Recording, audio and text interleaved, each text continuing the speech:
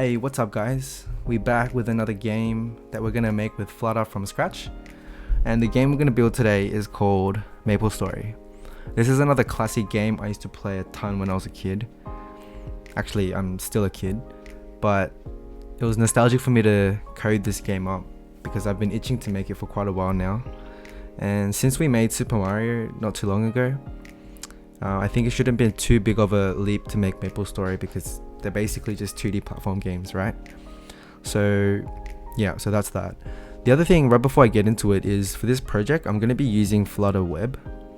I've been loving Flutter Web a lot lately because it means I don't have to use an Android or an iPhone simulator, which sometimes can get laggy.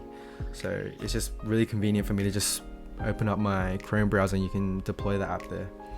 And this is the main advantage of Flutter in the first place, right? The fact that you can have a single code base and creating apps for multiple different platforms.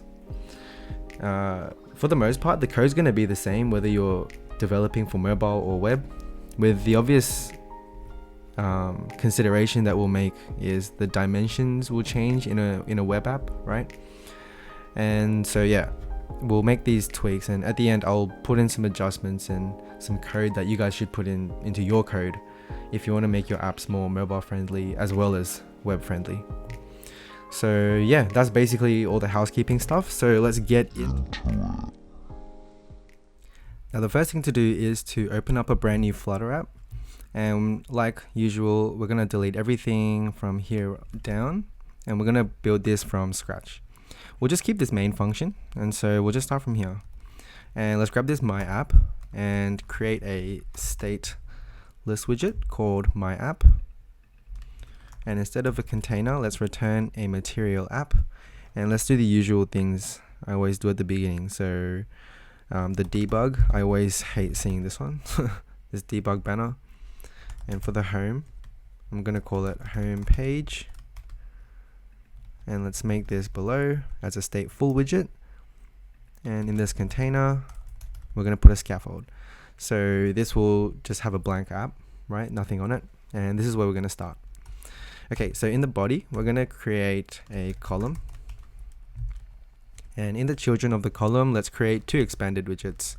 So I use this technique a lot. And basically what it does is it will split the screen into two sections. So the first one, I'm going to give it a color of blue, say 300.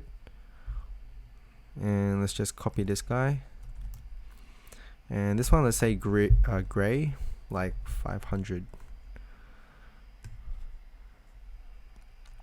Okay, so while this loads, yeah, let's do a hot restart. So split it into two. In the middle, let's add some grass. So let's say container with a height of about 10, and the color, let's make it green, and maybe 600. Okay, good, there's the grass. And also I don't really want this sky to be half the screen, so this is where the flex property becomes really useful. So what this means is as a default, if you don't specify it, you can see here the flex will default to 1. And so if you specify in this container, I want this flex to be 3, it's going to be a ratio of 3 to 1. So 3 on the top and 1 on the bottom. Now on the bottom here, I want to add a few buttons. So let's create a new file called button. Let's call it button.dart. And in this file, I've already made the button that we want. So you can pause the screen and just have a quick look, and I'll just quickly explain what I made. And so basically this button takes in two properties, a text and a function. And so if I save this, come over here, and so we want to put the buttons on as a row on the bottom section, right? So that's this bottom expanded container. And in the child, we're going to create a row. And that row is going to have children, and we're going to have my button. Okay, so this is the name of the class that I created. And so when you put this in, it'll have a red line underneath. So you're going to have to import that file that we just made. And this button, if you look at the properties of it, it requires those two inputs that I mentioned before, so the text and the function. So text is just going to be a string, and so I'm going to put in there the first one. I'm just going to call it play, and function. For now, we don't really have a function for this button, so I'm just going to put a bracket and also curly brackets. So this basically is executing nothing. So we'll fill that out in just a second. So let's copy this and let's make 5 buttons. This one, let's call it attack. Let's call this left. Let's call this jump. And let's call this right. Cool, and let's see what that looks like. So I made the button have nice rounded circles. Okay, so here are our buttons. So yeah, I made them nice and round. I love this function, this widget I always use all the time. So it makes the rectangles nice and round.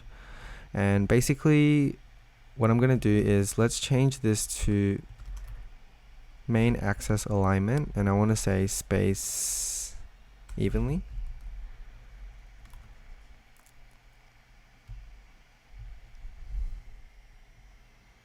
Okay, cool. And one more thing is I'm just going to wrap this row in a column. And in that column, let's just put some text. Say Maplestory. And this column, let's save this. Cool, yep, now the buttons look a little bit nicer. And just because I'm a little OCD when it comes to aesthetics, let's grab this white styling over here and place it in this text widget. And for the column, main axis alignment, I want this to be spaced evenly as well. Okay, so that's basically the UI portion that we're just going to set up. So we did that pretty quickly. Another thing is, for this video, I'm kind of taking a different approach in terms of like how to show you how to code. So instead of writing out line by line, I realized the apps are getting so much bigger now, so it's going to take me too long, and the videos are just getting so big now. So I'm just going to copy and paste and show you how to use the code that I've written up.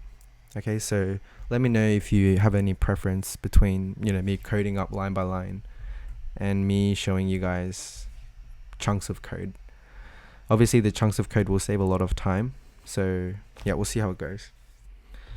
Now it's time to add the characters and monsters and things like that into the game. So we're going to use sprites to do that. So if you come over here to Google and just type in Maplestory sprite, and you click on this first link here, you can download all of these different sprites. So these are basically all the monsters and characters that come out in the game of Maplestory. And so what a sprite is, so if I look at this blue snail, for example, so a sprite is like a collection of these images, and if you loop through these images, they create motion. So it kind of animates the character. And you can see these ones down here. If you hit the snail and then the snail dies, then it's going to follow these images to create that motion. And so if you download this sheet, make sure like this website has it all nicely transparent on the background, but if you download sprite sheets from anywhere on the internet, make sure the background is transparent. So that's really important. And so you can use any editing software, or if you have a Mac, you can use this built-in markup thingy where you can crop out individual images. So what you want to do is do a bit of manual handwork and crop these images so that you have one image per file. And so what that looks like is, I've already done that over here. So if you come to this, I have this folder of images that I just collected the different characters and items and monsters I'm going to use. Okay, so for example, that snail one, so I cut it up into individual snails, and so you can see if you kind of go through them, it creates that motion that I was talking about. And so yeah, we're going to use those snails. I have some stars we're going to use later on, some money that's kind of flip-flopping around, and then this is our character for the guy that we're going to use. So if you want to collect these ones that I have used, you can download these from my website along with the code. But the important thing here is knowing how you can go from a sprite sheet to actually using it as an animation. And as you can see, this is not a Maplestory specific thing. You can see all these different console games. So if you know how to use sprites, then you can basically make any sort of 2D game possible. So yeah, grab whatever like items and monsters that you want from this website. I think this is a pretty comprehensive site here. And we're going to implement this into Flutter. So how are we going to do that? Now, if you've got all those images ready, let's put it into our Flutter folder. And we're going to have to go to our pubspec YAML and tell the app that we just imported some images. So we're going to go down here to the assets. And we have our assets located in this location. So lib/images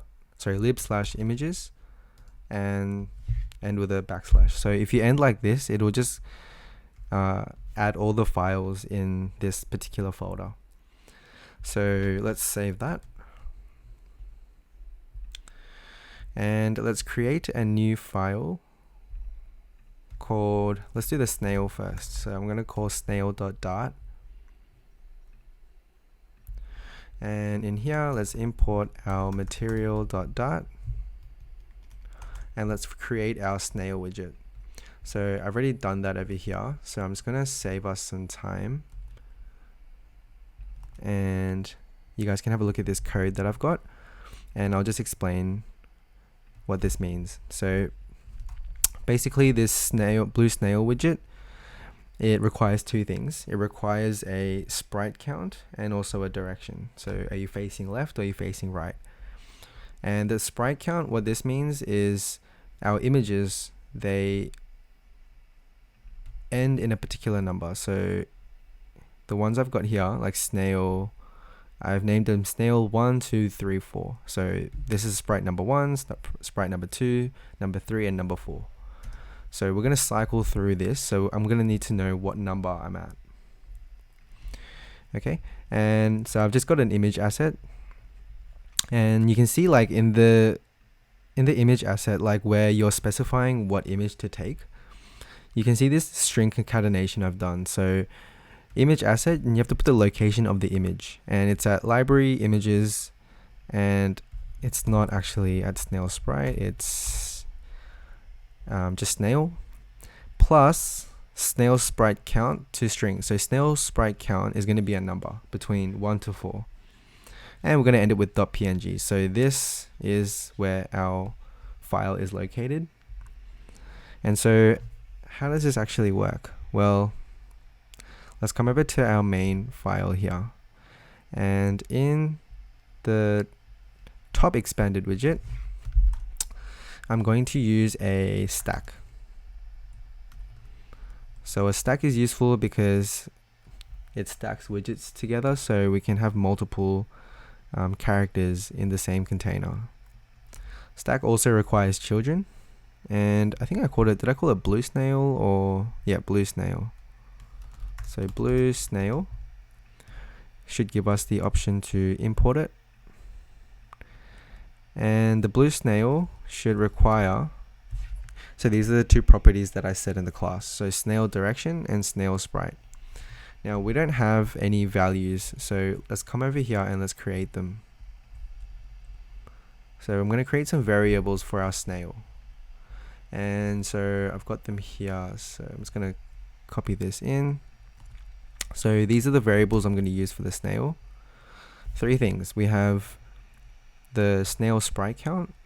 We're going to start at 1 initially, and we're just going to cycle through 1, 2, 3, 4, back to 1.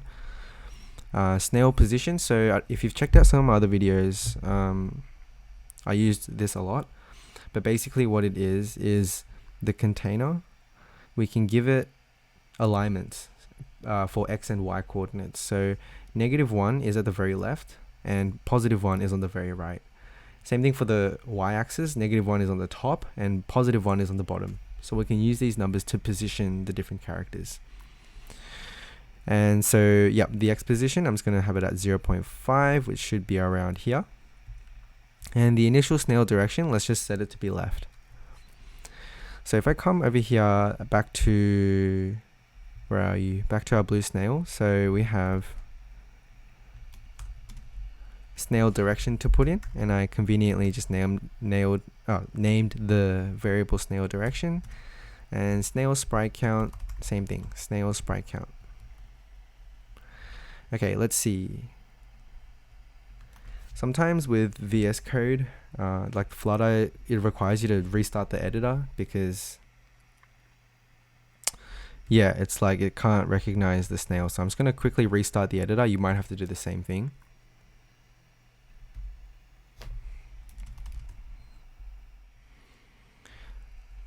Okay, so it looks like we got our snail loaded, but it's not looking exactly the way I want it. So let's fix this up. Okay, so the blue snail, we're gonna have to wrap this in a container.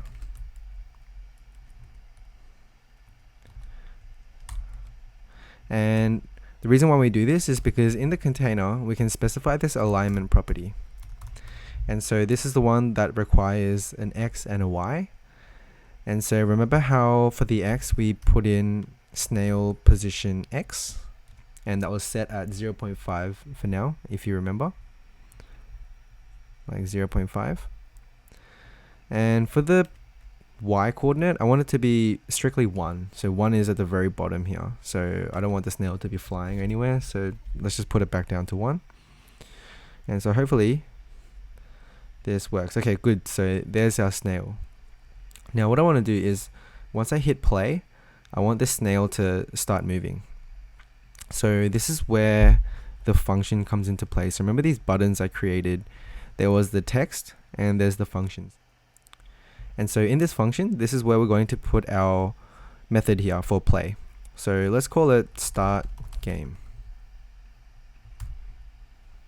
And this we haven't created, so I'm just going to copy this dude. And let's come over here and create a void start game.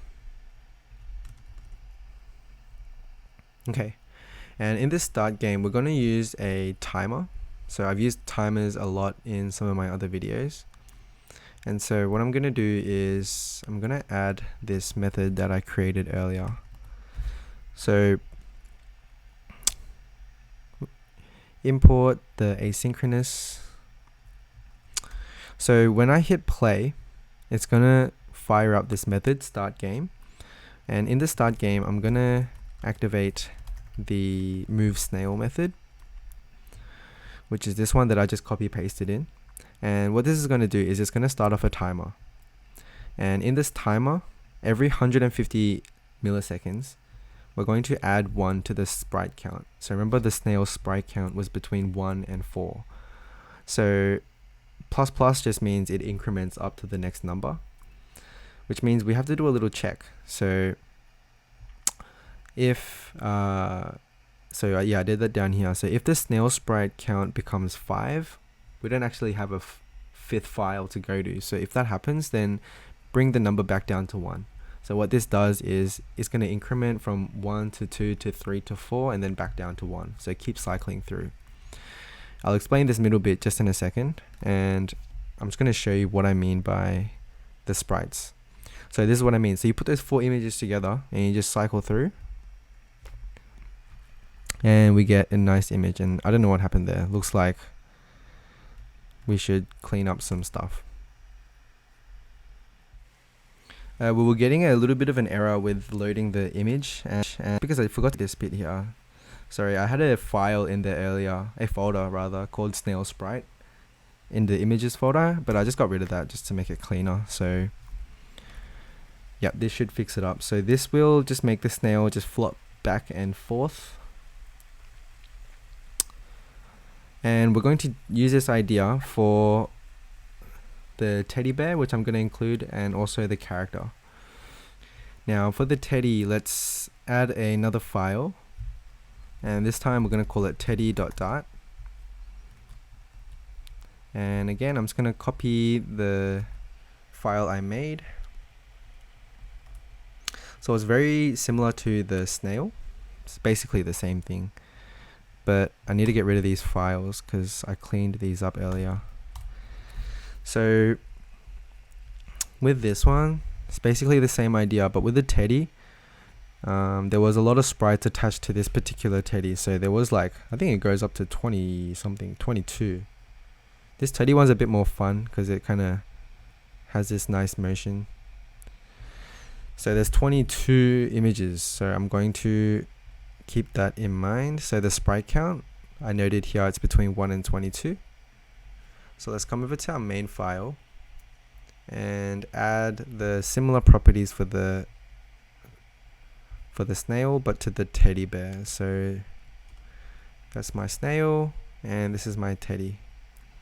So very similar idea, but let's make sure to put him on the actual app. Let's find our stack. Here it is. I'm just going to copy the same container, but instead of a blue snail, we're going to call it, what was it? Was it my teddy? Or yeah, I called the class my teddy. So my teddy, which you should have to import and delete everything inside here. So teddy direction, whoops, not now. Teddy direction is teddy direction, and teddy sprite count is also teddy sprite count. And instead of snail position X, we're going to put teddy position X. Okay, let's see how this looks. Again, hopefully we don't have to restart the editor, but sometimes, oh, there it is. Sometimes the Flutter doesn't load the images. Looks like the teddy bear is not moving at all, and that's because I forgot to put in the method for move teddy. So let's do that now. The teddy bear is a lot easier than the snail method. It's a lot shorter, but it's basically the same idea. So we have a timer setting off, and we're just gonna keep adding a number to the teddy sprite count. Once you reach 23, let's bring the sprite count down to 1. So we'll cycle through between 1 and 22. So move teddy. So if I hit play, it's gonna activate these two methods. Cool. And I don't know if you noticed just then the little stuttering at the beginning. I noticed in some of these Flutter apps, it takes time at the very beginning to load up the images. So I'm gonna have to put in like a little tiny loading screen that delays it for a couple seconds to make sure all the assets load properly, so that the user doesn't really see that kind of stuttering. But after that little stutter at the beginning, it all goes very smooth. So, and here's our little teddy, looks nice and cute. And the last guy we're going to add is the character himself. So for the character, there's just two images I'm going to use, just these two guys. So just to create the notion of walking. As I mentioned earlier in the video, you can download all of these images that I curated. You can download it on my website. Okay, it's attached to the code for this game. But if not, you can download them yourself on the internets. Okay, so let's create the boy. So let's go here and fire up a new file called boy.dart. And let's add in the boy. Very similar to the snail and the teddy. Okay, so all we need is a boy sprite count and a boy direction. So let's bring this over here and say container, create another one, and let's import my boy. Let's get rid of these, and also let's create the variables for the boy.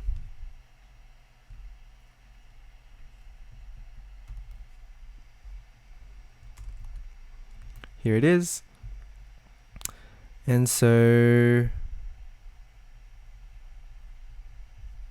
if I come down here,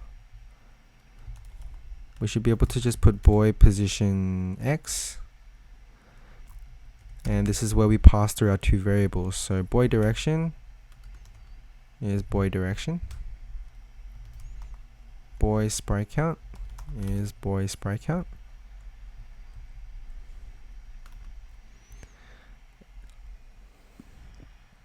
and hopefully we get the boy. Yep, so when you have this issue coming up, you just have to restart the editor. So I'm just going to do that real quick.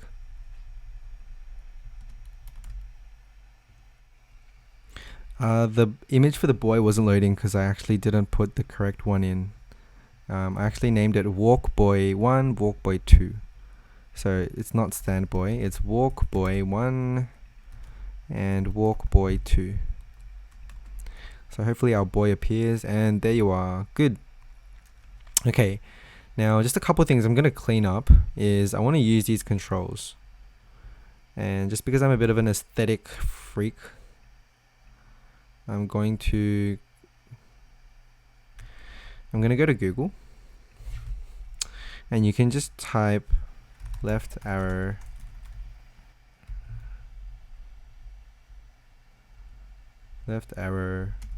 text wiki. So yeah, just Google for the text of this left arrow. I do this all the time. I just copy a text. It's really useful to use text because that means I can use all of these together using the text property. Let's copy the right one. For jump, I'm pretty sure if you just search up, you should come up. Yeah, here we go. I'm not even going to click into the link.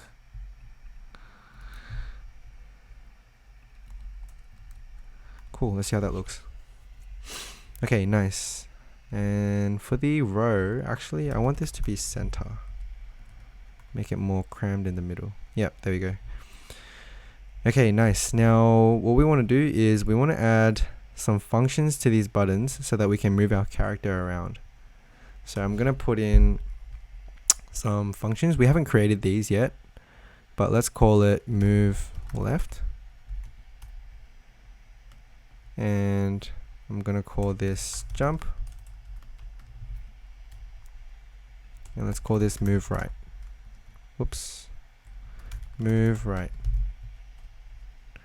So we're going to come up here and create these methods. Again, I already made these methods, so I'm just going to copy and paste these in. So we have move left. So what we're going to do is the boy position right now, it's set at minus 0.5. So that's minus 1, 0 is in the middle, so minus 0.5 is about there. And we're just going to alter this variable. So if you hit left, then we're going to move to the left by 0.03 and set the direction to be left, and same thing for the right. But instead we're going to go plus 0.03 and set the boy direction to be right. In each of these cases, sprite count we're going to keep incrementing through. So let's see how this looks. So I'm going to hit play, and okay. So it looks like it's going walk boy 13, walk boy 14, which we don't have. It's just 1 and 2, right? So what I'm going to do here is I'm going to put in this little bit of code. Boy sprite count, and this percent symbol after 2 means if you divide or if you take away as many 2s as you can, what's the remainder? And so if you divide it by 2, the remainder, it's either going to be 0 or 1, right? It's either an even number or it's not. So this will help just flip-flop between 1 and 2 because I'm going to add 1 to it. So hopefully that made sense, but if not, leave me a comment below and hopefully I can get around to it. But let's see if this works. So play, and cool, and our character is moving back and forth.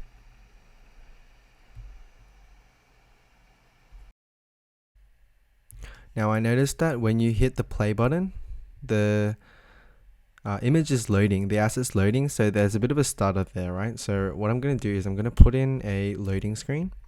So if I come down to our stack, which is this upper part of the screen, at the very bottom of the stack, we're going to put a container. And let's give it a color of, let's say, pink for now. And just give it a quick child, say center child container. And so hopefully if I save this, it will just make everything pink. And absolutely. And so what we want to do is, instead of putting the color pink in, I'm going to put in loading screen color. And so this variable, I'm going to bring it up here and say loading screen. So we're going to say variable loading screen color. And so this is meant to be a color, right? So what I'm going to say is colors dot pink at the very beginning. And if I hit the play button, I'm going to start off a new method, and I'm going to say start game timer. Alright, so void, let's make this method now, start game timer. And when this gets executed, which is when we hit the play button, we're going to run a timer.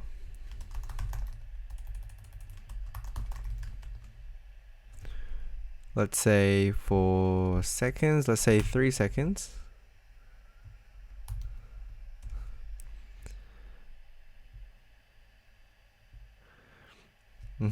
So in 3 seconds, oh wait, that's actually every 3 seconds, right? Every 1 second, what I want to do is integer loading time. So we're going to count down from 3 seconds. Okay, so loading time is going to be at 3. And once we hit the play now button, it's going to start off the start game timer, which is going to start off this timer. And so every second, what we're going to do is loading time minus minus, right? So that's going to increment down from 3 to 2, and then it's going to go down to 1. And then when it gets to 0, so let's just put this in a set state. So if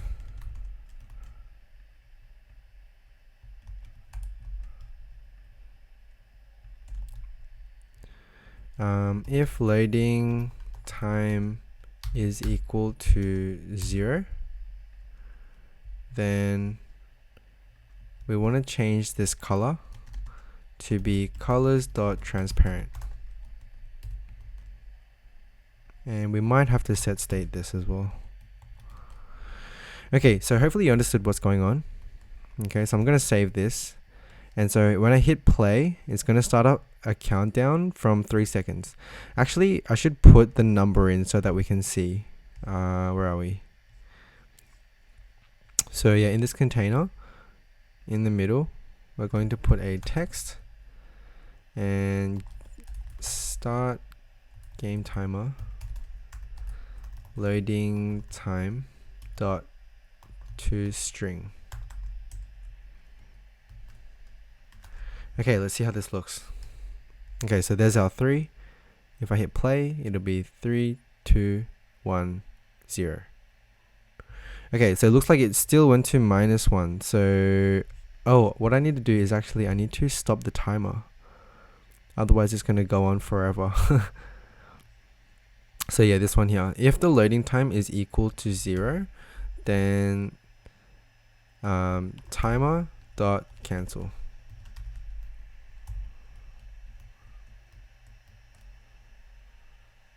And also, let's change the loading time back to 3. Okay, let's try this one again. So I'm going to hit play.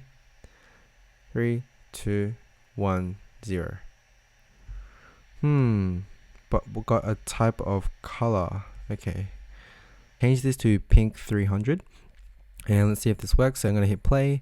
3, 2, 1, and there we go. Good. So you can see, like, with that pink screen, it kind of blocked the view for enough time so that the assets could load itself. One thing we need to do is get rid of this 3. We don't want that to show up, right? So let's come back down here and loading time.string. Let's go text style. Actually, it's just style. Text style. The color is going to be what was it? Loading screen color? Yeah, loading screen color. Okay, so let's just try this one more time. Okay, again, I'm going to hit play. Loading screen color. Because at the beginning it should be right at the beginning it should be pink. Then let's say loading screen text color equals colors.black. And when we get to 0, change this to also be colors transparent.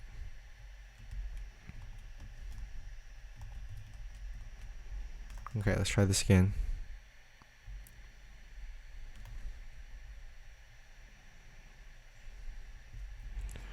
This text color, we need to change the text color. Where did we put it? Here. Okay, so there's 3, 2, 1, gone. Okay, good. So there's our little loading screen. Okay, very nice. Now the next thing I want to add is I want the teddy bear to actually follow me like a pet. So right now the teddy bear is not actually moving at all, right? It's just cycling through its sprites in that same position. And so what I'm going to do is I'm going to copy and paste this code I already wrote in. So this move teddy, I'm going to just adjust it just a little bit slightly. And basically what this code does is I'll show you guys what it looks like first. But basically I did the code so that it's basically going to face the direction of its owner. Okay, so you can see like it right now is facing me, and it's always going to be a maximum of 0.2 away from me. Okay, so if I walk, it's going to follow me. And also I can still go closer to it, but then when I pass this way, it's going to change the direction. And it's kind of following us around like a pet.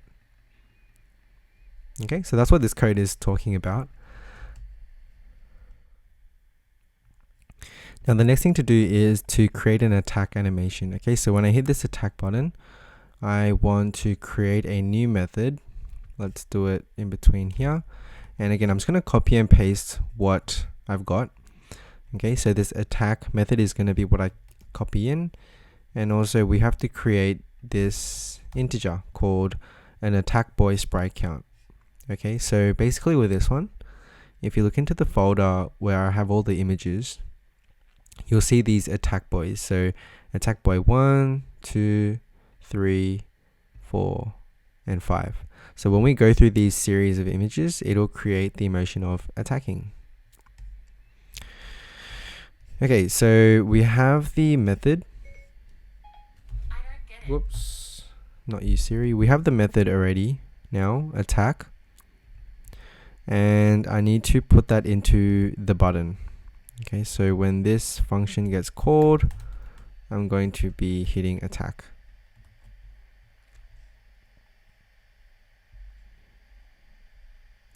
Okay, cool. Now just to explain the attack method a little bit. So of course we need to increment the sprite count. And we have 5 total images. So if we actually reach 5, then what we're going to do is we're going to bring it back to 0 and then cancel the timer. Okay, and at each point we're going to check if we're facing the right direction and the position of the boy is 0.2 away from the snail, then we're going to be hitting the snail, and otherwise we're going to hit missed. Okay, so I added the attack function and I updated the boy field. Now again, you can download this code for free on my website or on GitHub. But basically, it's the same idea with the sprites for the snail and the teddy. Okay, we can get this motion. The code for the rest of the game is pretty repetitive, so I'm just going to add it all in and explain the changes that I've made. Like I said before, don't worry, I added the links to the GitHub for this project in the description, so you guys can just check it out and fiddle around with it. I'll probably update and add to this game in the near future, just for fun. Like I can see some obvious things we could add is some levels, some names and characters and different terrain and things like that. But yeah, I'll progressively update the app just out of fun, and maybe make a follow-up video if there's a demand for it. So let me know if that's something that you'd be interested in. But yeah, just to explain the changes that I've made, I kind of cleaned up the UI. So before we had a play button separate here, I just changed it to the whole gesture detector, like for this whole container. So if you just tap, then we're going to start the countdown. And I also added this jump function. So if you've checked out any of my previous games or videos, such as Flappy Bird or Super Mario, you'll know I used this jump equation a lot, which is just a timer going through this equation, which is just from high school math. It's a parabola, so we can do this little jump motion. And also that jump equation is pretty useful because we can also say this snail, right? Oh, I missed it. Oh, sorry, I'm not controlling this good. If we go get this snail, you can see we can take hits from it. It's going to release this cache, and then you can kind of see that jump effect that I used earlier. Same thing when you pick it up, it'll use that jump equation. And yeah, so if you touch the snail, obviously you're going to get hit. And the last thing that I added is a special ability. So in Maplestory, there's a lot of different classes, and this is the class, I think it's called Assassin, where you throw this star. Okay, so that was also a sprite, and so yeah, you can kill from afar. So hopefully it inspires you guys to create and come up with different classes, or just look at the game itself for some ideas. And yeah, you guys also just saw how the experience is going up. So when you fill this up, then we're going to level up, and it's just going to fill up our energy bars, our mana and health bars.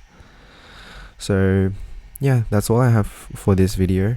It's getting quite long, these tutorials now.